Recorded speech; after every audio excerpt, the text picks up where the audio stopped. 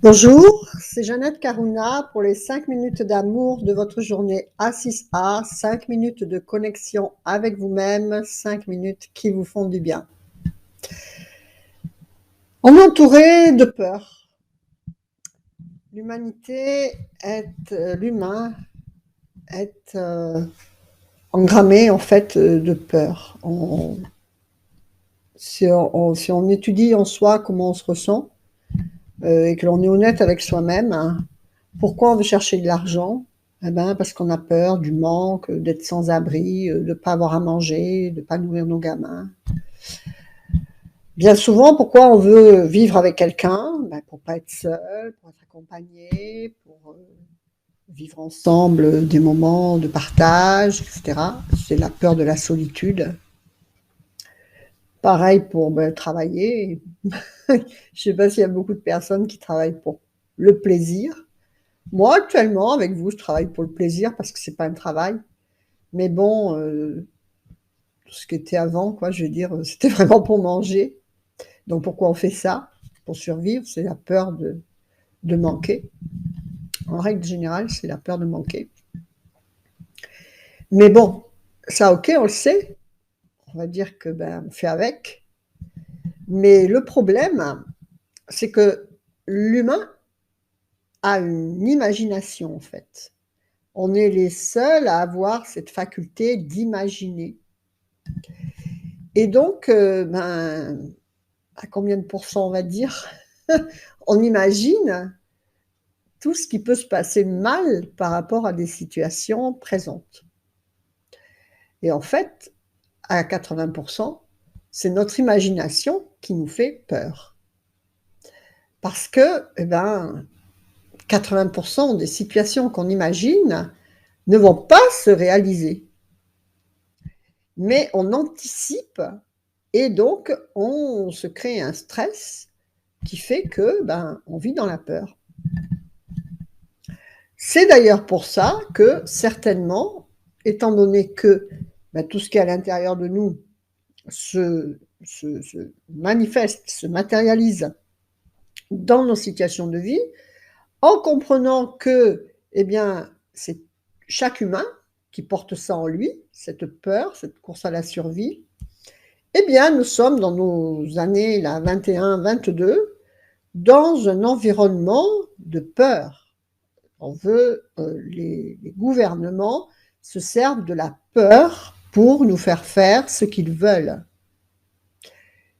Et nous donner, et alors, la partie de la population qui ne veut pas faire ce qu'ils veulent, ils les pressurisent et donc, ils leur font de plus en plus peur par des menaces.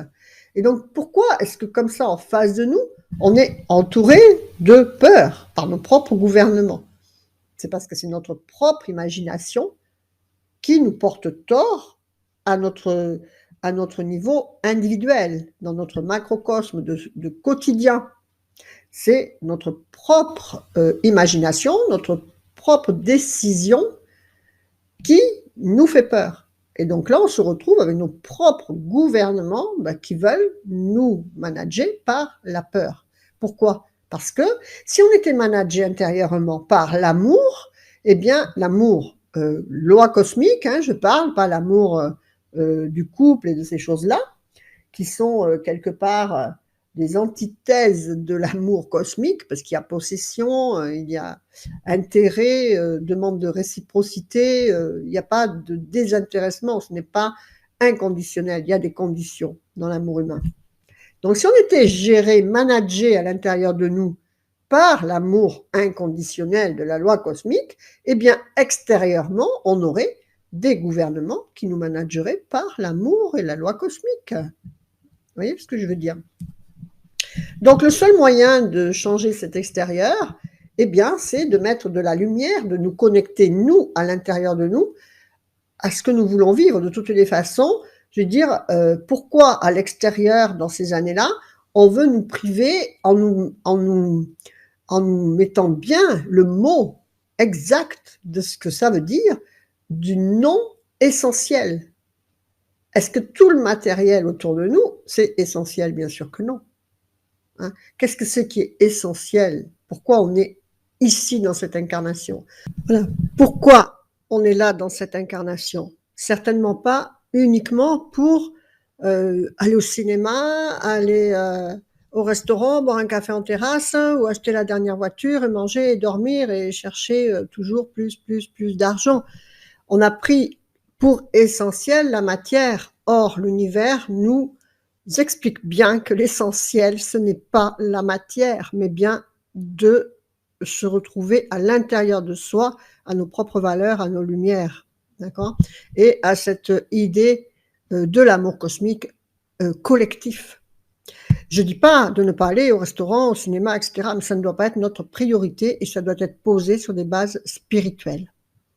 Voilà.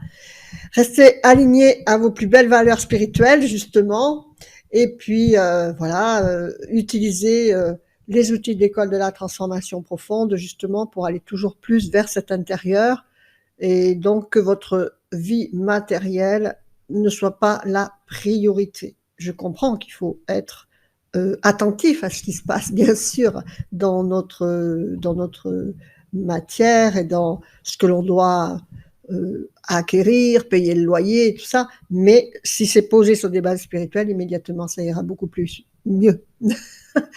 Voilà, que votre vie soit belle, faites vivre l'amour, la lumière, la joie, le sourire dans votre vie, dans votre cœur, et vous le reflèterez à l'extérieur pour votre plus grand bonheur et celui de tout votre entourage. Namasté, que votre vie soit belle, à bientôt, je vous embrasse, au revoir.